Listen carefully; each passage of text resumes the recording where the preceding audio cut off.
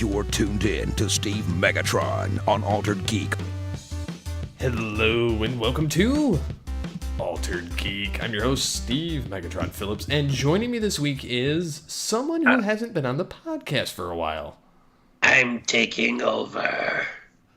Yeah, you could not tell who that was just by that voice. I will talk like this for the rest of the show. I'm taking over. It's scaring my cat. he's glaring at the microphone. I'm taking over. Yes, it is I, TF2 and Mike. Hello, everybody. Hello. So, yes, we are going to start our little endeavor tonight into some of our radio broadcasting fans and like things that we listen to and basically what's kind of some of our influences in radio. I have to preface this by saying Steve and I are 6 years apart in age. He is 6 years younger than me. So even though he is still technically an 80s kid, I don't know. Some of this, at least one thing that I'm going to mention, you may or may not know or remember anything from it. Yeah, I'm sure there'll be some that I'll not heard of, but I'm sure Everybody has heard of this. If you haven't heard of this, like, what kind of Star Trek rock have you been living under? Are you talking about Casey Kasem? No. We'll talk about him later. No, everybody knows that guy. But I'm Paul Harvey, and this is the rest of the story. I used to love listening. I'm not a fan of talk radio all that much at all, but Paul Harvey, I could listen to that guy all day long. Yeah, I think I know who you're talking about, and I think that a few years ago the name wouldn't have really rung any bells, but we had to, in our media class, kind of listen to a lot of TV and radio hosts from like the days of yesteryear, and some of the more prolific voices of those mediums, and so the name sounds familiar to me. Yes, I will send you a link after the show, because I'm pretty sure, even though you're only just, in your early 30s, you should know, you should remember Paul Harvey. He actually was, he's passed on at this point, but it's been a number of years since he passed on, I think. But there was something that came out a couple of years ago where he's talking about how people should treat policemen and things like that. It was right all over Facebook. But I just remember listening to the rest of the story from Paul Harvey all the time as a kid. Absolutely loved it. Yeah, it's there's a lot of people that have left their mark on things, and I don't think that talk radio for the most part. You have your select people, but like most of it, you don't really have those iconic voices anymore. No, you don't. Not at all. And it's kind of sad. But yeah, we're kind of in that day and age where everybody's doing it, and so it's kind of the voices are drowned out by a lot of randomness in not only from radio but from the internet. Yeah, absolutely, because there's now internet radio. Like that's you have Sirius XM, you have like other forms of satellite radio, you have internet radio, you have internet radio streams, you have podcasts, you have traditional radio. So there's all these different mediums now. Yeah, exactly. Like I don't I'll say to somebody, like somebody will ask me, "Oh, you work from home. What do you do?" I say, "Well, I podcast." "Oh, what's that?" And I'll basically say it's kind of like internet radio. It's not exactly, but like for the general populace that might not like like my wife's lawyer, like he's probably not going to know what a podcast is. So easiest way to say what it is it's radio on the internet. See, I define it as a pre-recorded radio show that you can listen to on demand, and then that's kind of like the easiest way to explain it, in at least how I see it. Yeah. Just in explaining it to people that have no idea what I'm talking about, because I've had to do that with family recently. Like, hey, I podcast. What's that? And so, like, I kind of had to go through that dilemma a little bit, in terms of explaining it to family at our recent family gathering that we had, and I was kind of like, really? They haven't heard of podcasting before? And then I kind of forget that I've been in this bubble for so long that it's just second nature to me at this point. Right. Yeah. What was one of the ones that influenced you as a kid?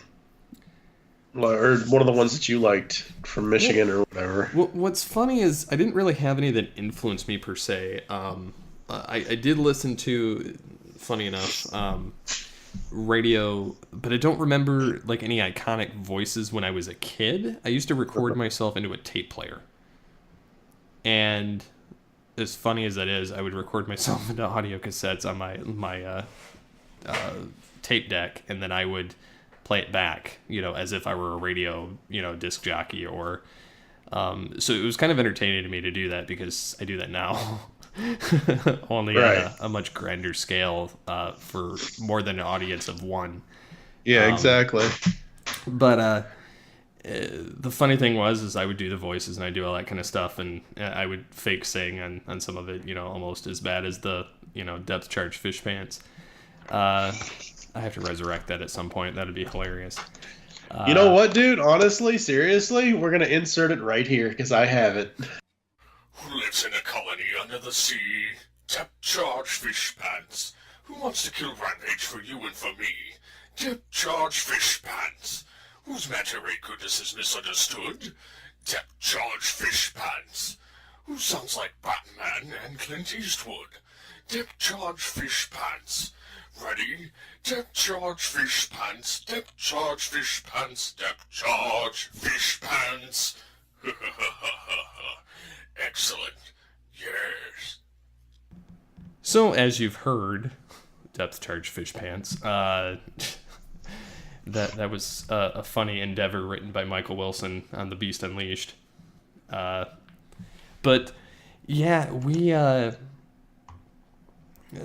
used to do that, and then I remember they used to have this thing, this disc jockey on Banana 101.5 in our local Flint area.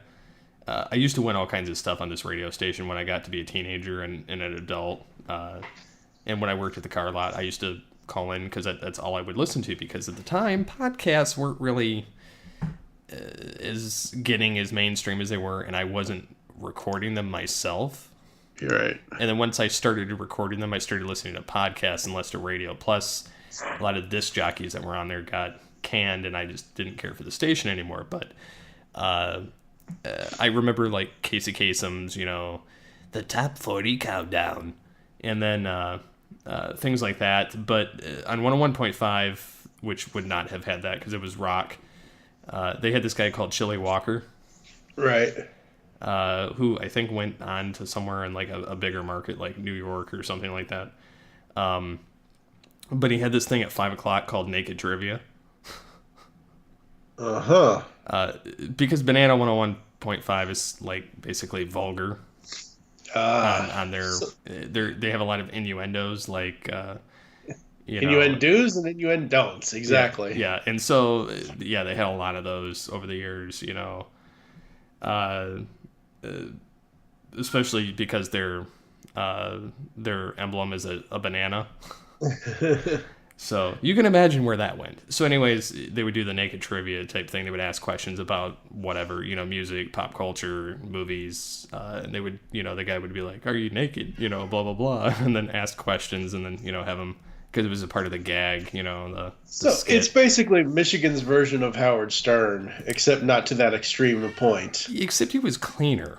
And it was more entertaining, and like you could listen to it with your kids, and it wouldn't be as bad as like listening to Howard Stern. So yeah, it was entertaining, and so that was one of the things that stuck out to me. And then they had other DJs that came later that I remember from that station, but and they got more vulgar as time went on. And then I remember listening to Bob and Tom. Which can be vulgar. They have clean moments. I haven't listened to that in years, but that's because 101.5 quit carrying them years ago, which is about when I quit listening. And, that's because it's basically, I forget which one of them left. One of them retired or whatever. But they still call it the Bob and Tom Show, even though either Bob or Tom, like the way I advertise, well, not advertise, but the way it's the Bob and Tomless Show, or it's the Tom and Bobless Show, or whatever, because it's only one of them now, and a variety of other people that they had. Like, yeah, no. Well, they had Bob and Tom, and then they had Chick McGee, and then Christy Lee or whatever, and then so now it's I'm trying to think. I'm gonna look for who's on it now, but they got Josh Arnold or something on there now. I could be wrong. I don't know, but I used to listen to the thing often, and I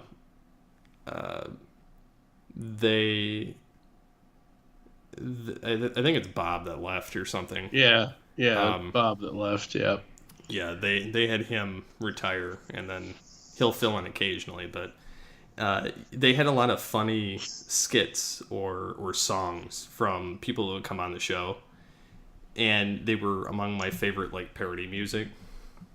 Yeah, when I was a teenager, and I thought they were hilarious, and I still think some of them are hilarious. Like they had the Mr. Obvious thing. They would have like a skit where somebody would be completely oblivious to stuff. Hi, Mr. Obvious, long time listener, first time caller, and then he would say something really stupid, and then Mr. Obvious would kind of say, "Hey, I don't think it quite works that way," or exactly. Yeah. But yeah, I mean, there were a lot of fun skits and songs and things that would come up, or impersonators of like presidents or TV show characters. Like they would parody Bill Clinton a lot, Jack Bauer, Morgan Freeman, and just Larry King. I used to listen to it a lot though, and it was fun to me. I mean, they had a lot of, between the skits, they'd have some sports stuff which I really cared less about, and then news, and then like a comedian bit, but it was fun. Yeah. Those are about the extent of my radio stuff, and then I started getting into things like podcasting, and that's when the realm was open wide. Right. Yeah.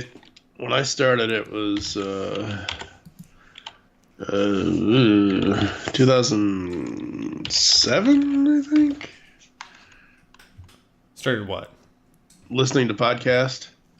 Which ones did you start listening to? I mean, I know you listened to Twig to some extent. Yeah. The very first one, and I've said this for years, the very first one I ever listened to, because I thought it was... Was it Earth 2?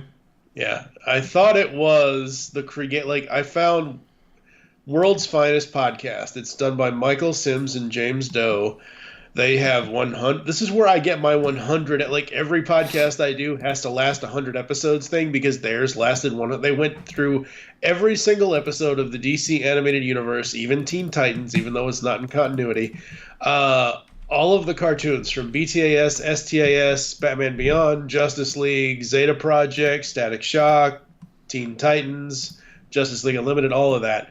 They went through all of it.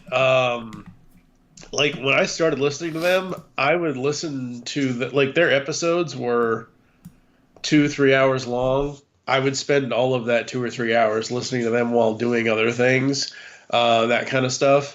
And I just gravitated towards their content and what they were doing. I eventually found TF Wire, eventually found Twig. And then obviously, you and I got introduced via Twitter. So there's that. Yeah, I think we connected through not only Twitter but This Week in Geek. Yeah, through Twig. Yep. Yep. Which is crazy. And way back in 2008, 2007. Yeah, something like that. I don't even know when I started Twitter. I'd have to look. I started in 2008, August of 2008. Same time I started All Things Transformers. There you go. That's crazy. I started All Things Transformers in August. I started Altered Geek in August. I started Twitter in August. I had my you can download your Twitter archive thing. I had it somewhere. I don't know where it is now though. I should. I'm sure I can. I'm see. sure I can get it again. Yeah. I need to go in there and do that because I think it would be interesting to kind of go back and see what I've tweeted over the years. Did they give you your images when you do that? I don't think so. I don't know. I'll look forward to the email where they tell me what I get. Here's the grand prize. So yeah, one of the things that kind of struck me is after I kind of started listening to the podcasting realm, I listened to TF Wire. I listened to I'd kind of gotten into that in 2006 and then started listening and then listened through 2007 where I became a host. Right. And by far some of the worst podcasting I've ever done. Most awkward podcast I've ever done because it was my first solo show and it was terrible. All Things Transformers was infinitely better, and even that was terrible in version 1.0. Yeah, just go back, folks. You don't even have to go back very far. Go back to the time when I did when I had us do ATTF, This Is Your Life, because I grabbed clips from ATTF version 1.0. I'm sorry. I feel so sorry for you having to put up with that purple-headed orange Master cannon. Galvatron. Oh my God.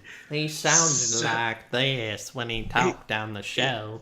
He sounds so fake, and you can tell how awkward it is between the two of you. It's just so evident. Like, don't get me wrong, I'm not really trying to throw the guy under the bus, but I kind of am at the same time because I sucked when I first started. So, like, well, funny enough, you had a lot more confidence and a lot more of a radio persona.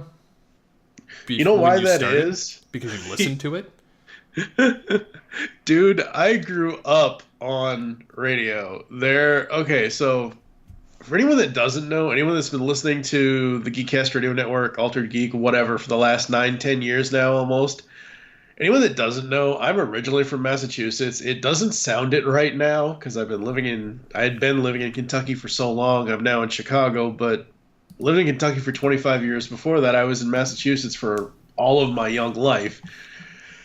If I wasn't so congested and nasally, I could, and I might be able to still now, park the car in Harvard Yard. So I still can do the Boston accent when I want to. It comes out of me when I'm really, really mad, and people have only ever really seen me really, really mad on very rare occasions. I've heard you on a couple podcast records that didn't quite make the record, but no, those cutting room floor immediately. Yeah, they hit the cutting room floor, but they were downright scary. Oh, you think it's scary? You think it's scary over podcast, over microphone, over Skype? Just if you ever see it in person, just run the other way. I got a tiny glimpse of it at your wedding. No. Oh, you didn't? Shut up! Throwing pot shots at you. But point is, I grew up in the suburbs of Boston, Massachusetts, South Shore, Massachusetts, and the radio show back then, it's been going on for, at this point, a long show. Back then it was 105.7 WVF, Boston's 105. They basically play, classic hits. It's kind of like a classic 60s, 70s, 80s rock station kind of a thing. At this point, it's WROR, Boston's classic hits now, I believe. But I listened to them like all the time and just loved everything they did. Because it was just it was so engaging. It was so this, it was so that. And ever since then, as a kid, I called into them. I wrote into them. Their station at the time, because it was more 80s pop back then than what it is now. Their station at the time carried Delilah After Dark at night. I kid you not, I wish I still had it. Oh, God. I wrote a letter to Delilah when I was 9 or 10. Wow. And I got a letter back. That's crazy. Because, trying to call into the Delilah After Dark show or Love Someone Tonight with Delilah, whatever it's called now, like, calling into that show is like, it's worse than trying to win radio station tickets. It really, really is, because you never get through. So, yeah, between Lauren and Wally, Delilah, and Casey Kasem, my radio childhood was golden in Massachusetts. When I got here to Kentucky, because it was something my dad and my then stepmother were doing, I started listening to country music for the first time ever. This is why I love a lot of the 90s country stuff, like Reba and Garth and all that kind of stuff. What's so crazy is later, in the mid-90s, I would be in a group home kind of placement thing with the stepson of the morning show host on that country station. Also in the 90s here over there in Louisville, Kentucky, I became friends with one of the other morning show hosts on 99.7 DJX, today's hit music. It was Peter B. He was just super funny. He really, really was. Did all kinds of bits and skits and whatever. Hearing him was like, and I would call into him and ask him advice and things like that. And actually, this is so weird. And I know I've mentioned this to you off air. He and I used to talk, and I was 15, 16 at the time, 95, 96. He and I used to talk Melrose Place all the time because I was watching Melrose Place as a teenager. Very, very cool guy. Absolutely awesome. And yeah, I mean, that was kind of like my young adult life and, childhood and all that. And I found Lex and Terry at one point because they ended up in Louisville. They're another syndicated kind of show. They were kind of fun, kind of interesting. When I got back here to Louisville in when the heck was that? 2003. I kind of bounced around, kind of a thing. Once I found podcasting in 2007, 2008, I kind of stopped listening to completely stopped listening to morning shows until I finally tuned back into 107.7 The Eagle in Louisville and listened to the Carter Mann program. It was him and Regular Laura, and it was just so funny. Yeah, I mean, I love, and it's one of those things where I've always loved the aspect, like the thought of being in radio. Like, I've never really cared about like what little money that job makes, because that job, like being in radio, you're not, unless you are a Howard Stern, which none of us are, obviously, you're not making a lot of money. Like, you're not making tons. You're doing more work than you're making money at this point. But I just love the atmosphere. I love the thought of it. I just love that whole thing, like just being in the studio. Like, I get to go to several radio station studios in my lifetime and just hang out with morning show people. And it was just so fun. Yeah, I never got to go hang out with anybody from a radio station ever.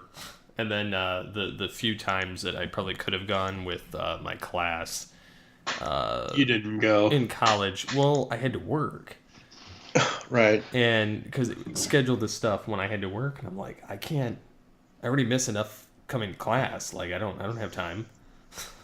Or they went to a television station on a day that I could have, I would have had to been gone extended time, and because of the nature of my old job, I couldn't do that. In the nature of my current job, I couldn't do that either, because I kind of have to be ready at all times in case something goes wrong. Like I have to kind of quality control everything, and so it's unfortunate. I mean, I would love to go through, and I kind of did because my current job, when I was down there in Texas, I got to kind of tour the radio and the video studio, and I was kind of in awe of the whole thing. And it was really cool to see. I just wish that at some point, it may eventually happen, I get to actually work in a studio recording a show that either gets on actual radio or on like video of some kind. Sweet. That's the end game goal here. That's awesome, dude. So that's probably Very cool. won't happen where I'm at, but Yeah. even if it's for GCRN, I'm content. But yeah, I mean, it's crazy the amount of like pertaining to radio, like how things have changed over the years. Like I find myself like I keep getting calls from like Sirius XM, for instance, because last year I bought an Equinox. I bought a used Equinox off of somebody, and they transferred all the GM warranties to us, and so in the process of doing so, XM gets all your information, because you get to sign up for like a 3-month trial of OnStar and blah blah blah blah, and so I have the statistics of the vehicle sent to me.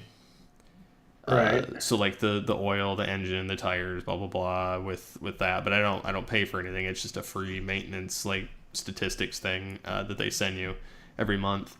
And then it bothers you about OnStar and Sirius XM because they're all kind of close-knit buddies. And I was getting a phone call every week for the last month from XM, like, hey, we noticed you don't have your radio set up, and would you like to, pay for only this amount? You can get internet radio. And I'm like, I don't mean to be rude about this, but I don't drive. I'm like, I work at home listening to the radio that I work for. I'm like, I don't listen to XM, nor am I going to pay for XM. And they're like, but it's a really good blah, blah, blah, deal. And I'm like, I'm not interested. I don't listen to the radio. And then they did it again to me, like it got more frequent. So instead of like once a week, they called me last week. They called me like twice. And I was like, no, this game's done. They called me and I says, not to cut you off, but I'm not interested. Take me off your list. I don't listen to the radio. I work for radio. I don't drive. So I have no need for your service. Exactly. Which was funny to me. So, but yeah, I mean, I don't even know. I know nobody around that actually listens to the radio, like at least locally to me. Right. Or internet radio for that matter. Like everybody either listens to their CDs or flash drives with pre-downloaded content to it, or podcasts. Like I really don't know anybody that listens to traditional radio or Sirius XM. And I think that's kind of a tell of where we're at in society now. Yeah. Because Karen listens to Sirius. She has, and I've been like trying to convince her to upgrade a little bit so I can kind of check it out. And I know I could do like a 30-day free trial thing on my own, but what's the point if we're already paying for it? I might as well, like what boggles my mind is like in order for her subscription to have the app or whatever, like to be able to stream online, we have to upgrade the subscription. And I'm like, seriously, really? That's ridiculous. Mm-hmm. Like, it's just sad. Yeah, everything is pretty much paid now. Yeah. Pay us or we hold the content hostage. Yeah, pretty much. But yeah, I don't know. I kind of have this argument with people constantly about, you know, whether they listen to the radio or listen to a podcast, or because nowadays you can connect your phone to your car, Right. and Bluetooth it and connect to an app in your car, or half the time the cars nowadays connect to the internet and you can do it from the car and not even need your phone if you pay for data in your phone or in your car. And you can stream from like Stitcher or Pandora or various other, you know, Google Play, you know, all these other podcast directories. And so you really don't, I don't know of anybody, like I even, when I was still working in that job, I would listen to podcasts because that's what was available to me, and that's what I cared about more so than hearing the same 20 songs on the radio and then hearing somebody, you know, that I didn't care to hear. And I could fine tune it to content I want. Exactly, yeah. Yeah, see, for me, it's like now that we've been doing this almost 9 years in June for GCRN, like, I don't have, like, all my time is either whatever my wife and I are doing or trying to get at least one or two podcasts up. But even before Karen and I met, all of my time was editing podcasts, recording podcasts, getting content done for the site. Like, I haven't actually listened to a podcast outside of editing stuff in probably 5 years or more. Like, it's not that I don't want to listen to people's stuff. I just don't have the time. Yeah, and that's kind of the same boat as me. Like, I have enough time to quality control and listen to the stuff that my employer puts out. Right. But I don't actually have time to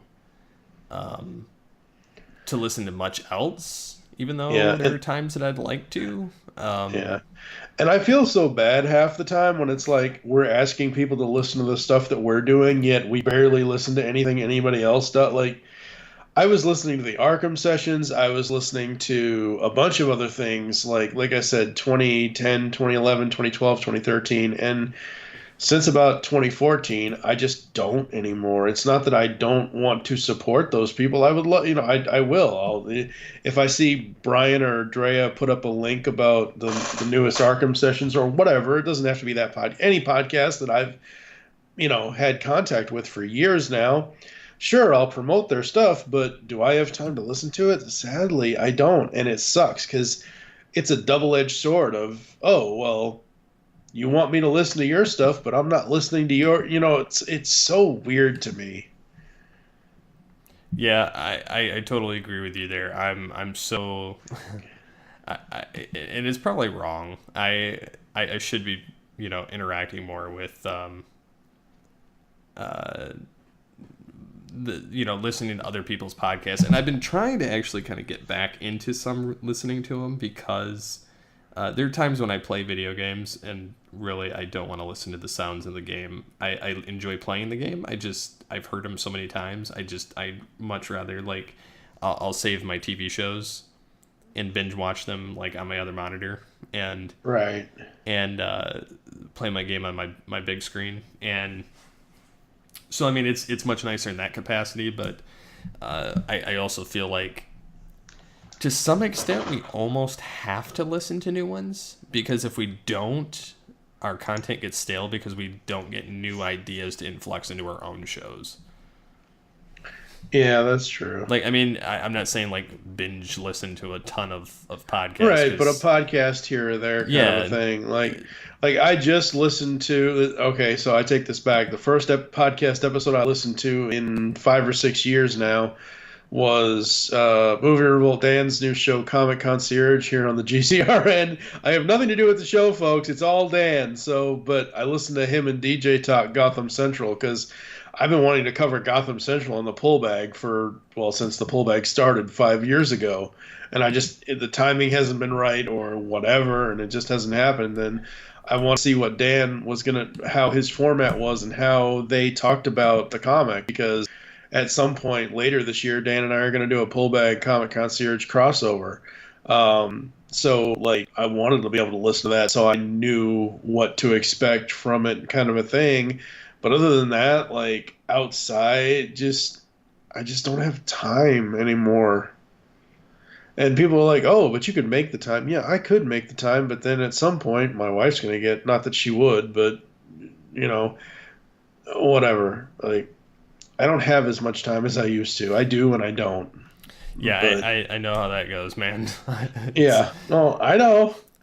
Well, and Karen is fully supportive of the endeavor and everything else, but at the same time, it's like there are 24 hours in the day, and if I spend 5 or 6 or 7 of those doing podcast stuff, whether it's prep work, whether it's prep, recording, whatever, plus whatever she and I are doing, plus eating, showering, whatever, it's like there's only so much time. Like, if we had 48-hour days, maybe I could work something in there, but sadly, not really sadly, but we don't have 48-hour days. Yeah, I think I would not want that. No, not really. What's really funny? I think the first radio interaction I had outside of winning stuff over the phone, where somebody actually contacted me and talked back with me, was Dodd. Oh, really? Yeah. And looking at my Twitter archives, it was I was reading it. I was like, man, I don't even remember how our conversation started. and then I'm reading my Twitter archive, and I'm like, oh, now I remember. I was waiting for him to get time to contact me. So some things aren't that different, but he's better at it now. But it was just humorous. I was like, this lowly podcaster, like, this radio guy, he said he'd talk to me and he hasn't yet. I was like, lies, betrayal. Or as Mushu would say in Mulan, dishonor on you, dishonor on you, cow. I think of that whenever somebody gets offended on something, but yeah, it's crazy. And then looking at our journey, through podcasting and because of radio. And the crazy thing is, folks, we've talked about this so many damn times. I know, but it never gets old. No, it doesn't, because half the people that might be listening now weren't listening 2 or 3 or 4 years ago, and It's funny. I set up my first Geekcast radio email back in June of 2009. Yep, 9 years ago in a couple of months, June 1st. And I was only recording 3 podcasts a week, and I was acting like it was a big deal. ATTF, GCR, and TFG1. Yep. I was like, yeah, I've got 3 podcasts coming out this week, and then a couple months ago, I was like, I've got 5 or 6 podcasts coming out this week. I've got the awards, I've got Legends, I've got All Things Transformers, I've got Altered Geek, I've got, a double or triple shot of Altered Geek, Future Imperfect. I'm like, what else is coming out? Yeah, you tried to pull a me. You can't imitate me. You can't. I burned out very quickly, but it's also because I had lack of time, and then I was kind of like, I really don't want to talk. I was like, I just want to relax and sit on arse and play video games. I don't even want to record anything. I was pushing it to record Altered Geek during those times, and I was like, that I can do. The other shows, I'm like, I'll record them when I figure out what I want to talk about.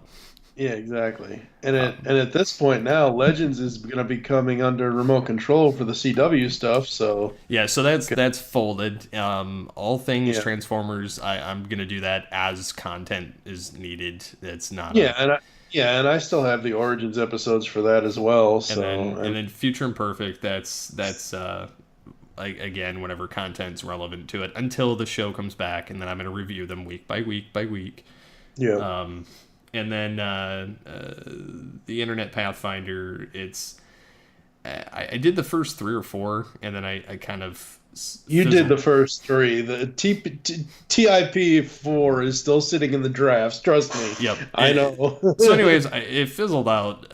Yeah. More so because I was having a hard time not blending with this show, and so until I figure out what I want to do, it's going to sit on the back burner for a little bit. But I do intend on going back to that one because I enjoyed it.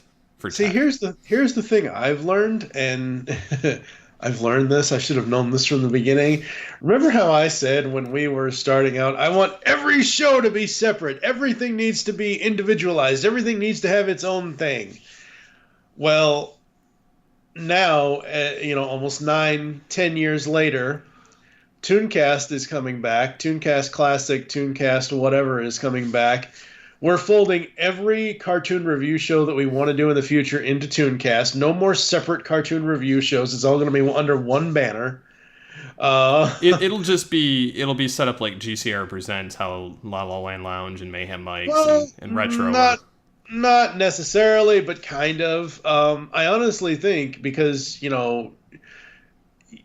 I know you wanted Internet Pathfinder to be its own thing, but because you just said just now in this episode that you tend to try not to have to bleed into the area of Altered Geek, it should just be like a monthly segment on Altered Geek. Like it could be like the Internet Pathfinder. Like what you should do with AG is each 4 weeks in a month, 4 Wednesdays, 4 Fridays, whatever.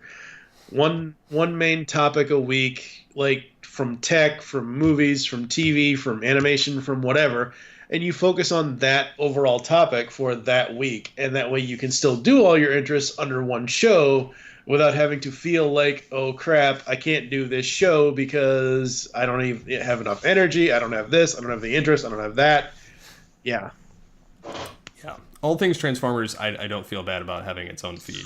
No. That's that's obvious. No, I'm saying like Internet Pathfinder and all of that. Like obviously, Future Imperfect is specifically Star Trek. ATTF is specifically but I'm saying like the tech stuff, the general movie stuff, the general whatever stuff you want to talk about. Like it should all be under.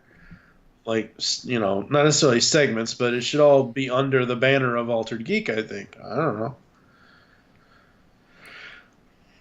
Altered movies. Yay. No. Altering movie ideas. Yeah. Altered movies. Yeah. Yay. I did Altered Tech for a while. That was Internet Pathfinder, pre-Internet Pathfinder. But yeah. But, yeah, so, I mean, it's funny going back anyways and looking at these old Twitter conversations about, looking at the just finished the About page on geekcastradio.com. And I'm like sitting here going, I'm really for the new site. It's never changed. It's going to. I got an update in like 2010 or 2011, and then it's not it's not been touched since. Like the information in that page has not been touched since. It's going to be touched for the new site. It's gonna be touched. It just sounds wrong. Boobies. So yeah, and I've kind of alluded to this kind of on Twitter, speaking of which, that I'm working on some things with the website, but I'm not going to tell anybody what it is, so you just have to wait. Yep. Because I don't want to be one of those moments where I'm like, some idea I had didn't come to fruition. Plus, I'm just going to say that there's going to be some significant changes to Geekcast Radio.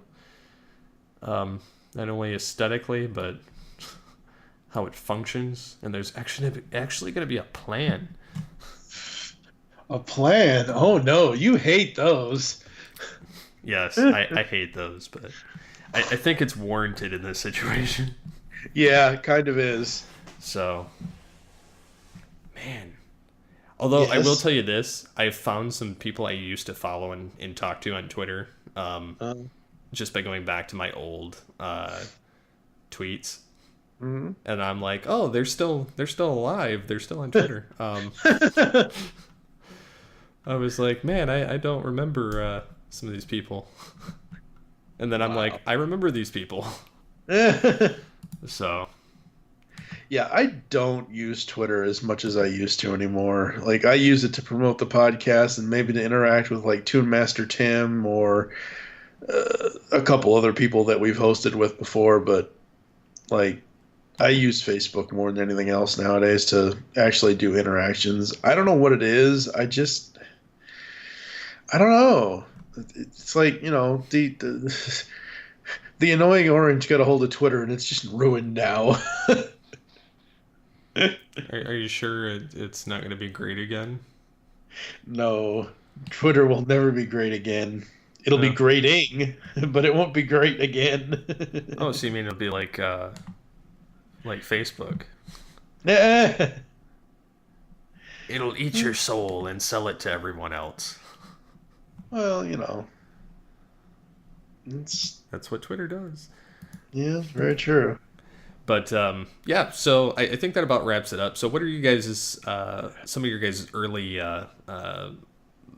experiences with radio and kind of as you grew up and up till now? Like what are some things that stand out to you guys of what you've really enjoyed in the radio podcasting realm over the past several decades of how it's changed, how you've followed it. It'd be interesting to see what you guys think about the whole transformation of this medium as it's progressed over the years. Absolutely. So, anything else you'd like to add, sir? There's a ton of stuff coming. That's all I can say. That's what she said. Dun, dun, dun. That's not what So she said. until next time, get altered, get geeky with the Altered Geeks. With the Altered Geeks.